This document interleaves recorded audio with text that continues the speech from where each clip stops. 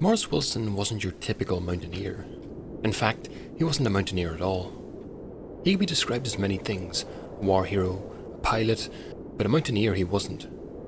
He was someone who believed that faith and fasting could overcome any hurdle, no matter how big or small. Even if that hurdle stood at 29,030 feet, the exact height of Mount Everest, the mountain that Maurice Wilson now found himself sitting halfway up, all by himself.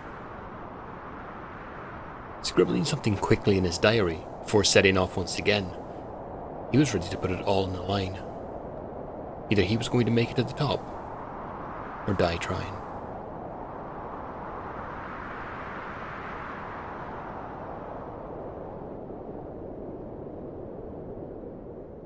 Wilson was born on the 21st of April 1898 in Bradford, the United Kingdom. He was the son of a woolen mill director, and as such had his life planned from birth to grave around the small area where he grew up. The quintessential British boy that he was meant good grades, a good school, and then hopefully a good career afterwards. But then the First World War broke out, and there was no question in Wilson's mind that he was signing up. The war would end up leaving him fundamentally changed. Joining the British Army as soon as he could, it wouldn't be until 1917 that he would be sent to the front line in Belgium, where he'd be thrown into the thick of the action almost immediately, during the Fourth Battle of Ypres. While at his post, manning a machine gun nest, one incoming, exceptionally vicious attack left every single person in his unit either killed or wounded, except for him. He managed to hold the line alone until reinforcements arrived, managing to escape the attack with not so much as a scratch. His gallantry gained him the Military Cross. But he wouldn't escape the war unharmed, eventually being struck down in the chest and his left arm by machine gun fire while leading a similar attack to the one he had just managed to survive. This attack-counter-attack cycle would continue for the majority of the war, with the only real gains for all involved being death, injuries, and a lifetime of psychological damage. Wilson's arm would never regain its full capacity, and this injury would haunt him all his life. It also meant that he had to be removed from the front line. It also forced him to serve his unit in a much diminished capacity going forward.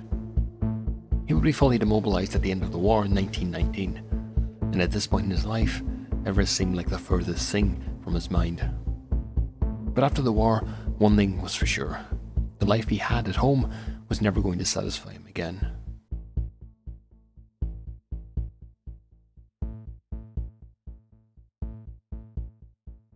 He would only manage to spend a year back in his father's mill before he had to leave. His search for meaning would take him all over the world.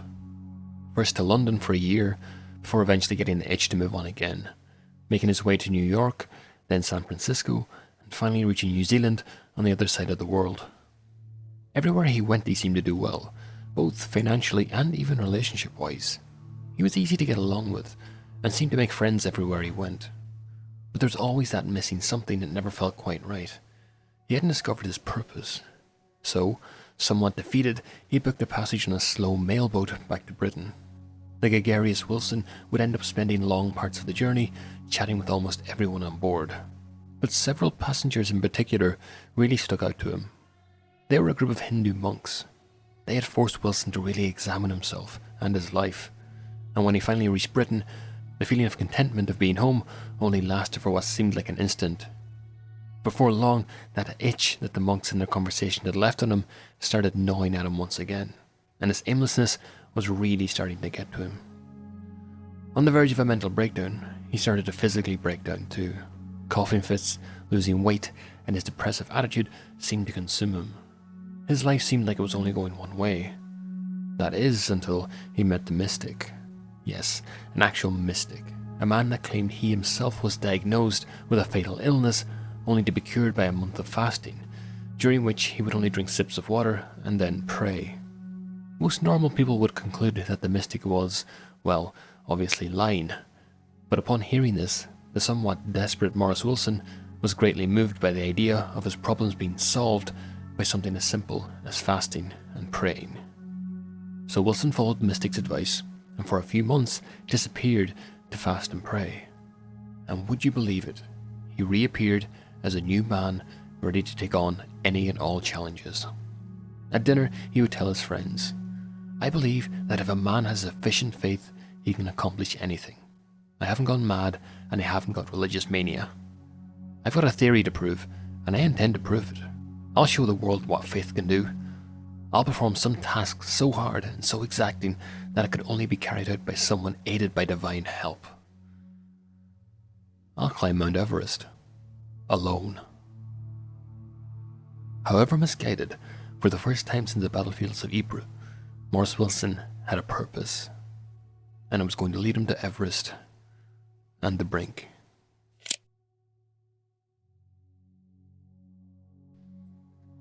Being in London, and it being the 1930s, meant that there wasn't an easy way for Wilson to even make it to the base camp of Everest, never mind climb it. So he did what any rational person would do and bought an entire aircraft, and was committed to flying there himself. But that wasn't his first plan. The first plan was to request another flight crew fly him high up on the slopes of Everest, where he would then parachute down and continue the climb to the top, arguing that the absence of a large mountaineering team and his ability to fast would ensure a quick route to the top. The flight team obviously didn't agree with this genius plan, and so he was forced to fly there himself, in a plane which this time he was planning to crash halfway up Everest and then stroll to the top. Eventually, Wilson would gain his flying license, taking twice as long as an average person and terrifying his instructors in the process. They all thought he would never make it to India in the first place, never mind reaching the base camp of Everest. But Wilson was resolute. He would get to Everest or die in the attempt. Taking off in his biplane, aptly named Everest, a gypsy moth, he didn't make it very far before stalling the plane and then cartwheeling down the runway. The second attempt went much better a month later. This time he was able to take off, although he did so in the wrong direction, just missing the tops of trees at the end of the runway. Either way, he was on his way, and nothing, he thought, could stop him. His first couple of days would be helped with extremely good weather, allowing him to reach Italy in just 4 after its departure. Then he kept going, first to Tunisia to refuel. But there no one could understand what he wanted, so he flew on to Bizerte, where he was arrested. What for?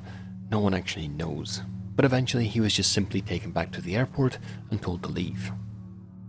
He would finally get fuel in Tunis that he would have to fill himself, and in the process accidentally filling his tanks partially with water as he did it. This caused his engine to cut out above Libya. He would manage to make it to the ground in one piece and also reach Cairo. But from there he would need a permit to fly over Persia, which at the time was required from the British Legathon. But it seems that the British establishment were keen on trying to stop him from going further, as any attempt to get one was denied. Either way, Wilson wasn't going to be stopped. Instead, he set a path to Baghdad and flew with nothing but a compass to guide him, covering over 1,000 miles in a single day. An incredible feat in itself, but that was only part of what Wilson was aiming to do. As if that wasn't enough, once landed, he managed to get a hold of a school atlas, as there was no flying maps at the time for that part of the world, and used that to guide him on the next part of his journey, following the coastline to Bahrain. From there, for his final part of the journey, he would trace part of a map, stuff an extra drum of fuel in his gypsy moth, and aim for the town of Godar, which was situated at the absolute limit of his Everest range. 9.5 hours later, both himself and his plane managed to make a successful landing, but both were absolutely exhausted. 2 weeks after taking off, though, he was at his destination. This had caused something of a sensation back home, as many thought he would never even make it halfway before coming to his end. But having done the entire flight, he was now seen as a flying hero in the eyes of the British public. But this wasn't enough for Wilson. It was only the start. The main part of his expedition was now about to begin. As mentioned earlier, Wilson had plans to fly his plane, Everest, into the side of Everest like some sort of terribly planned out terror attack. But even he had to deal with the reality that it wasn't going to be feasible when his plane was impounded in India. This prevented him from flying to Tibet. Eventually, Wilson had to even sell the plane to cover its expenses while staying there over the winter. But if anything were true about Wilson, it it was that nothing was going to stop him. With refound vigour, he was instead going to travel over land and climb Mount Everest from the very bottom to the very top.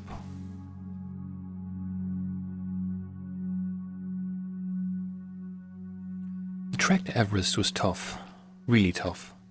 It would take a week of pushing through dense jungle and evading policemen to finally reach the 15,600 feet Kongra Pass in Tibet, Wilson himself proclaiming that he was halfway up the mountain already.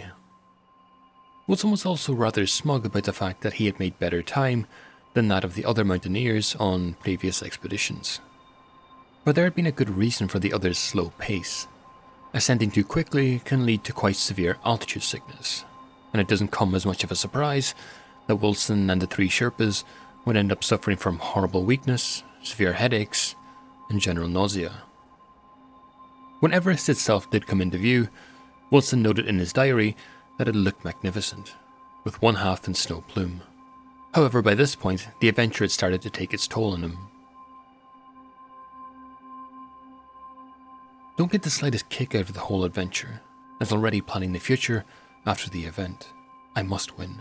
As he stated, he was already over halfway up the mountain. But he was about to find out why. People don't celebrate those that get halfway to the top of Everest. Wilson's plan was simple. So simple in fact that it's a wonder how he thought it was going to work when met with the sight of Everest in front of them. I kid you not, his plan was to simply fast for 2 days and then somehow hit the summit on his birthday, the 21st of April. He had no crampons to climb on the ice and thought that many of the ropes and steps carved into the ice from previous expeditions would still be there years later. Reaching the summit on the 21st would mean having to complete the climb in just 5 days. A feat that simply just wasn't possible. Despite this, his first real day of climbing seemed to go rather well. Obviously not at the pace that would see Wilson reach the summit in 5 days, but following the Rongbuk Glacier, the relatively gentle terrain allowed him to move upwards with ease. Stopping for the first day, Wilson thought he was at 19,000 feet, but instead he was well below that, as he set up camp for his first night on Everest. That very night he wrote in his diary, 19,200 feet up, only another 10,000 feet to go. Sounds easy. The remaining days of his expedition would be anything but. It would be a further 9 days before he would emerge at the Sherpa's camp, where he would proceed to collapse into the arms of the 3 men that had guided him to Everest. Then, he would gorge on a meal and proceed to sleep for the next 35 hours. His first attempt at Everest had been completely unsuccessful. When he did manage to regain his strength, he was able to describe what he had done for those past 9 days. Turning on to the East Rongbuk, he was faced with his first obstacle that couldn't simply be walked over. Numerous frozen crevasses, towers of ice, and debris had blocked his way forwards. Before long, he was completely lost. His naivety had caused him to expect a marked path through the ice field. Instead, he aimlessly wasted precious energy, refused to rest, and ended up taking 3 brutal days just to reach Camp 2. Progressing through the ice was extremely difficult without crampons. However, as luck would have it, he found a pair abandoned at Camp 2, which he then promptly threw away while searching for food. And things didn't get any easier above Camp 2. In fact, they only seemed to get worse and worse. The terrain became more and more difficult, exponentially so without crampons. But Wilson pressed on, making some progress, however slight. But by the day that he had planned to summit, he was instead pinned in place by a blizzard, somewhere between Camp 2 and Camp 3. This prevented any further progress up the mountain. By this point, Wilson was in a bad enough state that he was forced to turn back. The return leg of his journey was just as bad, if not worse, than the outbound leg. A badly twisted ankle, snow blindness, and extreme pain in his war wound would punish him all the way to the Sherpa's camp, where he would then proceed to collapse, completely exhausted. He wouldn't set foot on the mountain for another 3 weeks.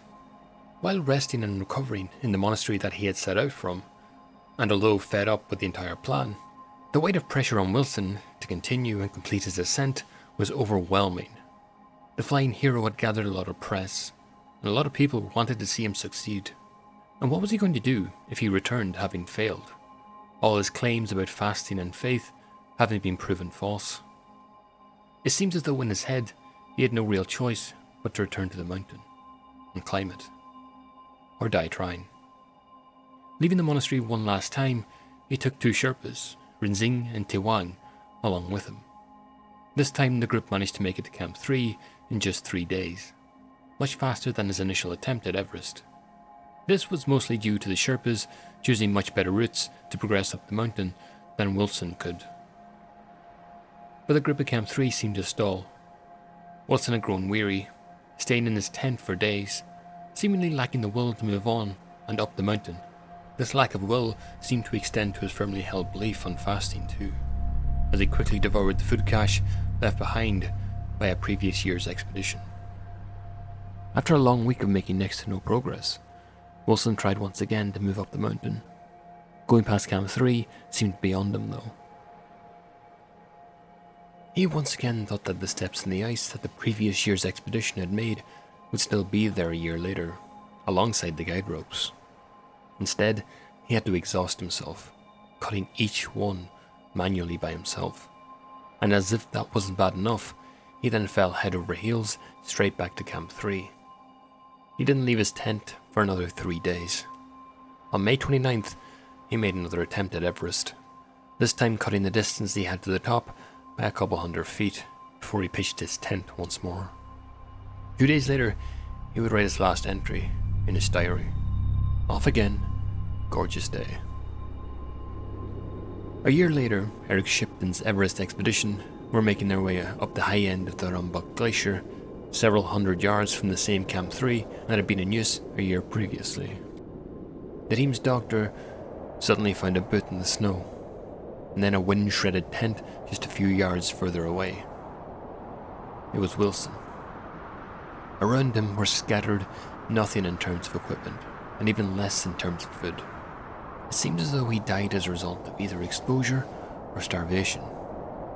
The group gathered what they could from his remaining belongings, namely the diary that he recorded his days with, some films. Then, a moment of silence was had. Wilson was then wrapped in the remains of his tent, and as often happens in mountaineering, he was given to the mountain.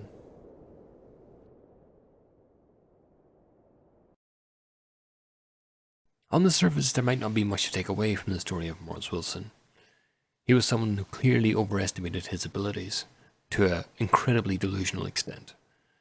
But his spirit, perseverance, and habit of saying yes I can, and somewhat delusion, clearly took him further than any average person. Perhaps the next time you encounter something that seems impossible, it could be useful to employ a bit of Wilson's delusion.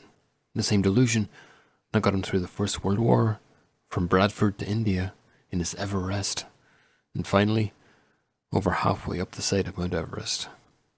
May rest in peace.